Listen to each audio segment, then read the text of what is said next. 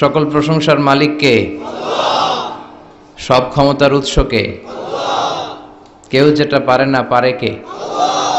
কেউ যেটা দেখে না দেখে কে? কেউ যেটা শোনে না শোনে কে? বিশ্বাস হয় তো? যেটা কেউ দেখে না সেটা দেখে, যেটা কেউ শোনে না সেটা শোনে। তিনি সব ক্ষমতার আধার, সবচাইতে শক্তিশালী, সব রাজার বড় রাজা, মহারাজা, ঠিক কি না? আমাদের যার অন্তরে যত জ্বালা যন্ত্রণা আকাঙ্ক্ষা এগুলোকে পূর্ণ করতে পারে একজন সত্তা, তিনি কে? হাদিসে কুদসিতে আল্লাহ বলেন, তোমরা যদি পৃথিবীর সবাই মিলে কোনো বিশাল এক ময়দানে দাঁড়িয়ে দুহাত তুলে ফরিয়াদ করো আর বলো, আল্লাহ আমাকে এটা দাও, ওটা দাও, নারী দাও, গাড়ি দাও, বাড়ি দাও, সব দাও, আল্লাহ একের পর এক পৃথিবীর সব মানুষের সব চাওয়াগুলোকে যদি পাওয়াতে রূপান্তরিত করে সবও যদি দিয়ে দেয়, আল্লাহর ধন ভাণ্ডারের 1 ইঞ্চিও কমবে না। এজন্য চাইতে হবে একজনের কাছে, তিনি কে? সে আল্লাহর জন্য আমরা সবাই পড়ছি আলহামদুলিল্লাহ। আওয়াজ করে পড়েন, রব্বানা লাকাল হামদ হামদান কাসীরান তাইয়িবান মুবারাকান ফি ইয়া রাব্বি লাকাল হামদু কামা ইয়ানবাগি লিজালালি ওয়াজহিকা ওয়া আযীমি সুলতানিকা লাকাল হামদু বিল ঈমান লাকাল হামদু বিল ইসলাম লাকাল হামদু বিল কুরআন।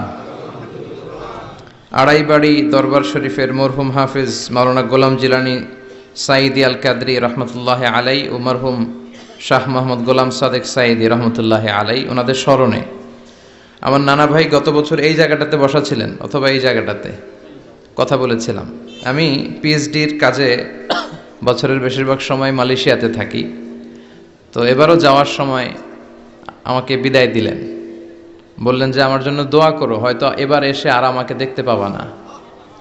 তাই হলো, যারা চলে যায় ওনারা বেঁচে যায়, বিপদে পড়ে আছে আমরা, ঠিক কিনা? ওনাদের ওই পালাটা শেষ, কেউ থাকতে পারবে না। বিশ্বনবীও চলে গেলেন, বিশ্বনবীরও এই এন্তেকালের মৃত্যুর যে কষ্ট এটা ভোগ করা লেগেছে, ঠিক কিনা? এজন্য কারো রেহাই নাই।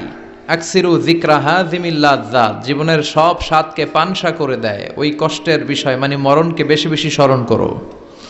কিন্তু আমরা মৃত্যুর কথা বেমালুম ভুলে যাই। আমাদের লাইফস্টাইল দেখলে মনেই হয় না যে আমরা এই পৃথিবী ছেড়ে চলে যাব, ক্ষণিকের জন্য এসেছি। বিশ্বনবীর সাহাবারা বলতেন, যখন সকাল হয় সন্ধ্যার জন্য অপেক্ষা করো না, আবার যখন সন্ধ্যা পর্যন্ত পৌঁছবে পরদিন সকালের জন্য অপেক্ষা করো না, তার আগেই ডাক চলে আসতে পারে, ঠিক কিনা? আবার বিশ্বনবী বলতেন, নামাজে যখন দাঁড়াও সল্লু সলাতান মুআদ্দিয়া, মনে করো এটাই তোমার জীবনের হতে পারে শেষ নামাজ।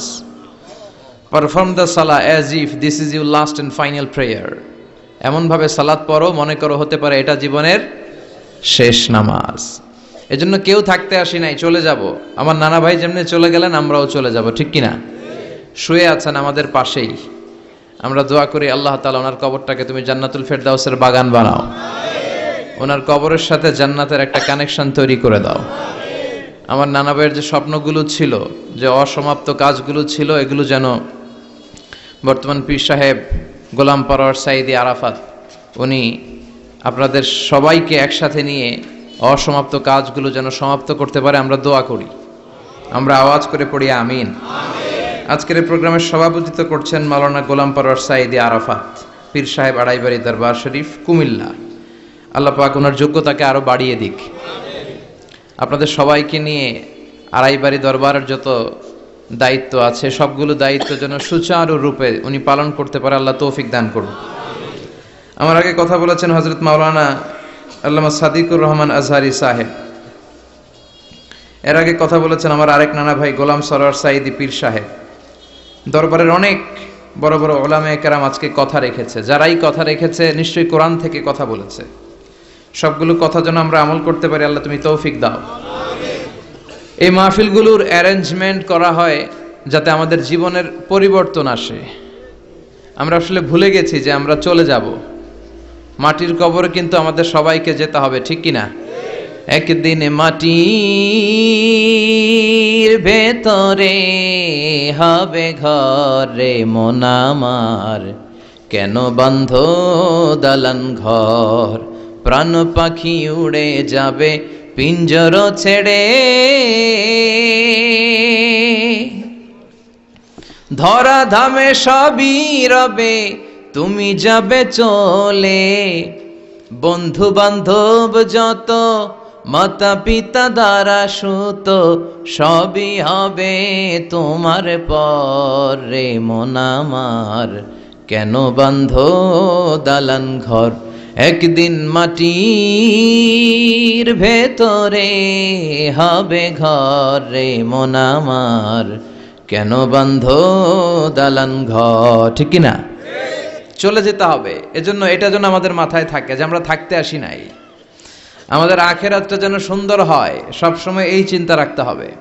আমাদের মোরাল বেসিস, আমাদের ethical level is going down, ইখলাস তাকওয়া ইজ গোয়িং ডাউন। আল্লাহর উপর ভয়, আল্লাহর উপর অগাধ বিশ্বাস এবং আস্থা দিন দিন আমাদের কমছে, আর দুনিয়াকে পাওয়ার লোভ আমাদের বাড়ছে, ঠিক কি না? কিন্তু আমরা থাকতে আসি নাই, চলে যাব। আমাদের অনেক লাগবে। গোটা বিশ্বে দেখবেন যে একটা প্রতিযোগিতা মানুষের মধ্যে, ছুটছে মানুষ পাগলের মতো। আরো লাগবে, আরো টাকা লাগবে, আরো সম্মান লাগবে, আমার আরো দাপট লাগবে, আরো জায়গা লাগবে, আরো ফ্ল্যাট লাগবে, আছে না নাই? বিশ্বনবী বলেন, বনি আদমের প্রত্যেককেও যদি একটা স্বর্ণের পাহাড়ের মালিক বানিয়ে দেয়া হয়। কিসের পাহাড়? কথা বলেন। আচ্ছা, একটা স্বর্ণের পাহাড়ের মালিক যদি আপনি হন, আপনার পুরো 14 পুরুষ মিলে ওই স্বর্ণের পাহাড় যদি বিক্রি করেও খান, ওই পাহাড়ের অর্ধেকও শেষ করতে পারবেন? বিশ্বনবী বললেন, প্রত্যেককে যদি একটা স্বর্ণের পাহাড়ের মালিকও বানিয়ে দেয়া হয়, প্রত্যেকে চাবে আরো একটা স্বর্ণের পাহাড় কেমনে নেওয়া যায়। কত বড় ডাকাত, ঠিক কিনা? ওয়ালাই আমলা আফাহু ইল্লা তুরাব, কবরের মাটি ছাড়া কোনো কিছু বনি আদমের এই মুখকে বন্ধ করতে পারবে? আরো লাগবে, খাই খাই খাই খাই, আরো দাও, পাই নাই, এরকম অসন্তোষ আছে না নাই? অল্প খাবেন, অল্প পড়বেন, অল্প জমাবেন, অল্পের ভেতরে বরকত দিছে কে? এজন্য বেশি বেশি আমরা করব না, অল্পে সন্তুষ্ট থাকব, আর শুকর করব একজনের, তিনি কে? কারণ তিনিই পারেন আপনার মনের সব জ্বালা যন্ত্রণা দূর করে দিতে। আল্লাহ পাক আমাদেরকে সহি সমঝ দান করুক। সবাই পড়েন আমিন। আপনাদের কষ্ট হচ্ছে না তো? বলেন কি, রাত বাজে 11:30, শহরের ভেতরে এত রাতে কথা বলা যায়? হ্যাঁ, কথা বলা যাবে? তো আমরা অল্প কয়েক মিনিট কথা শুনবো আমলের নিয়তে। আগে নিয়তটাকে খালেস করে নেই যে আল্লাহ, এই যে এত দামি সময় ব্যয় করে আমরা আসলাম, যা শুনবো এটা যেন আল্লাহ আমল করতে পারি। চিল্লায় পড়েন আমিন। আজকে কোরআনের সবচেয়ে দামি সূরাটা নিয়ে আমি কথা বলবো। সবচেয়ে দামি। কোরআনে মোট সূরা কয়টা? সবাই বলেন। আমি যখন কথা বলি আমি ক্লাস নেই, তাফসির মাহফিলরে আমি বলি কি ক্লাস। তো ক্লাসে উত্তর করতে হয়। আমি সোজা কথার মানুষ, সোজা কথায় বিশ্বাসী, এত প্যাচগোজ নাই, সহজ কথা আমি ক্লাস করি। আমি তাফসির মাহফিলকে নিয়েছি যে আমি প্রতিদিন রাতে একটা করে শীতকালে ক্লাস করি। তো এই ক্লাসে উত্তর দিতে হয়। টিচার যদি প্রশ্ন করে উত্তর দেওয়ার দরকার আছে না নাই? আর টিচার প্রশ্ন করে, টিচার শিখায়, ছাত্র অমনোযোগী, ফেল করার সম্ভাবনা আছে না নাই? তো আমরা যেন পাস করতে পারি, ঠিক কিনা? যতক্ষণ কথা বলবো, প্রশ্ন করলে আওয়াজ করে উত্তর দিতে হবে, বাঘের বাচ্চার মতো, ঠিক কিনা? আজকে কোরআনের সবচেয়ে দামি সূরাটা নিয়ে আমি কয়েক মিনিট কথা বলবো, ইনশাআল্লাহ। পড়েন এবার, বলেন কোরআনের সবচেয়ে দামি সূরা কি?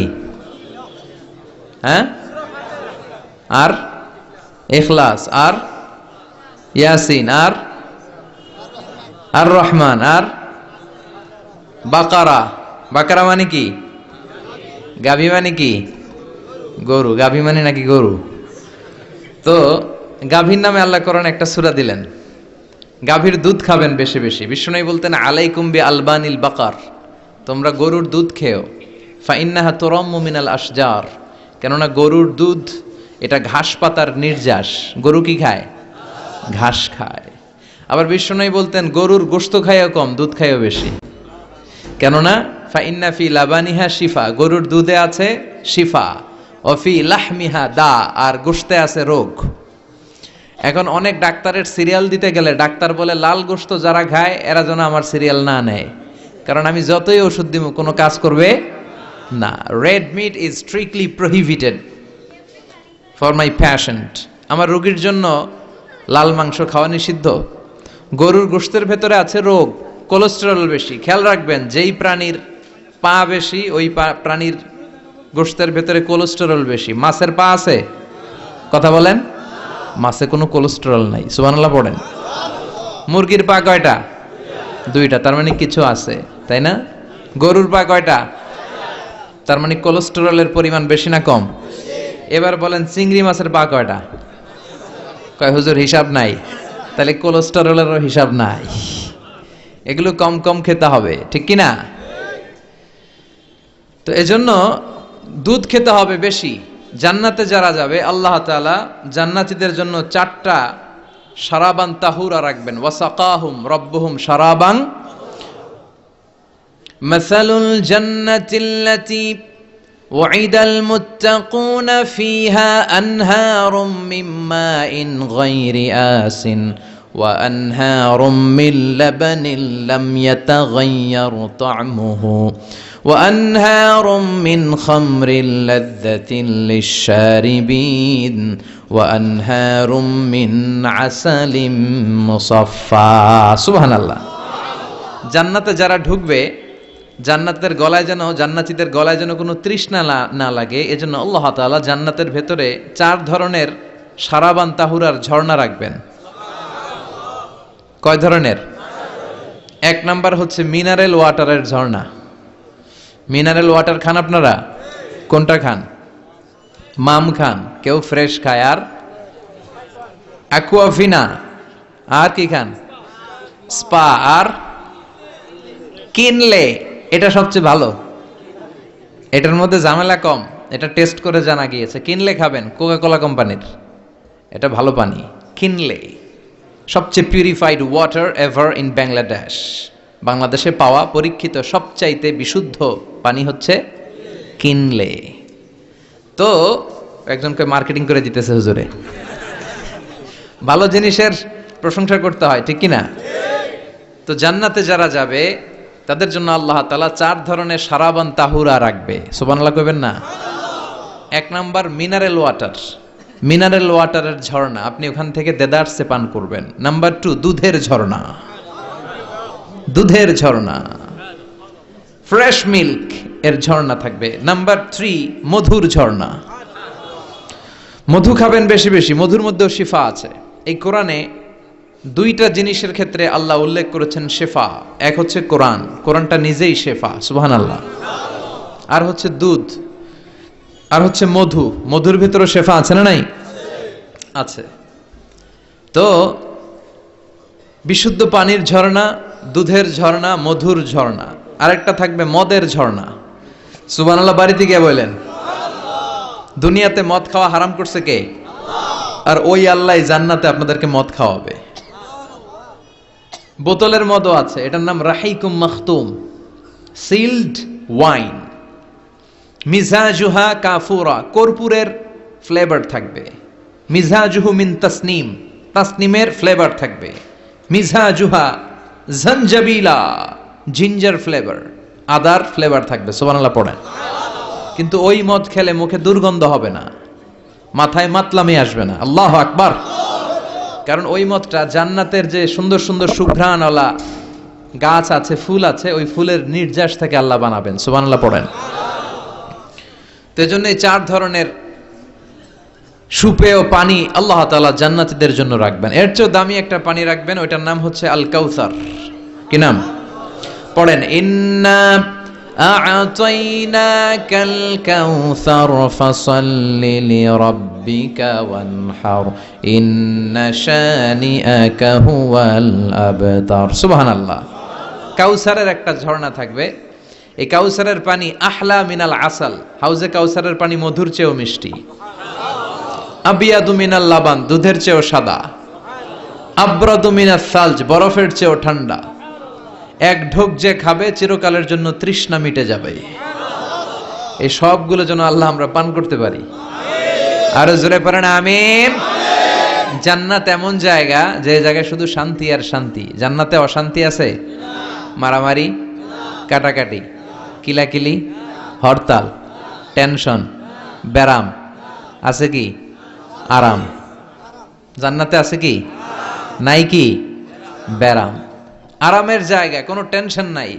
জান্নাতের ভিতরে রোদ নাই, বৃষ্টি নাই, ভূমিকম্প আছে? দুনিয়াতে ভূমিকম্পের টেনশন হয় না?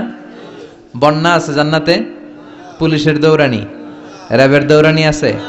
বাড়ি ভাড়ার টেনশন, বিদ্যুৎ বিল, গ্যাসের বিল, ঘুমে ধরে না আমাদের, ঠিক কি না? জান্নাতে কোনো টেনশন নাই। জান্নাত হচ্ছে আরামের জায়গা। আপনারা যারা যাবেন জান্নাতে 60 হাত লম্বা হয়ে ঢুকবেন। আহলুল জান্নাতে জুরদা ওয়া মুরদা, জান্নাতীরা হবে পশমবিহীন। এই যে দুনিয়াতে দাড়ি রাখা ওয়াজিব বা সুন্নাতে মুআক্কাদা, কিন্তু জান্নাতীদের গালে কোনো দাড়ি থাকবে না, মোজ থাকবে না, গায়ে পশম থাকবে না। আবনাউ সালাসিন ওয়া সালাসিন, সব জান্নাতি পুরুষরা হবে 33 বছরের তাগড়া যুবক। আল্লাহ, এখানে যেমনি আমরা একত্রিত হলাম, তোমার জান্নাতেও যেন আমরা একত্রিত হতে পারি, তুমি তৌফিক দাও। আর জোরে পড়েন আমিন। এতগুলো কথা কোত্থেকে এসেছে জানেন? জিজ্ঞেস করেছিলাম সবচেয়ে দামি সূরা কোনটা? একজন বলছে বাকারা। বাকারা মানে গাভী, গাভী থেকে দুধ, দুধ থেকে জান্নাত। সুবহানাল্লাহ পড়েন। কোরআনের কথা শেষ হতে চায় না, ইন্টার রিলেটেড, তাই না? একটার সাথে আরেকটা মিলে থাকে। খেয়াল রাখবেন, আল্লাহর কথা রাসূলের কথায় কোনো ফাঁক ফোকর নাই, আছে? এজন্য এই দুইজনের কথাই আমরা মানব।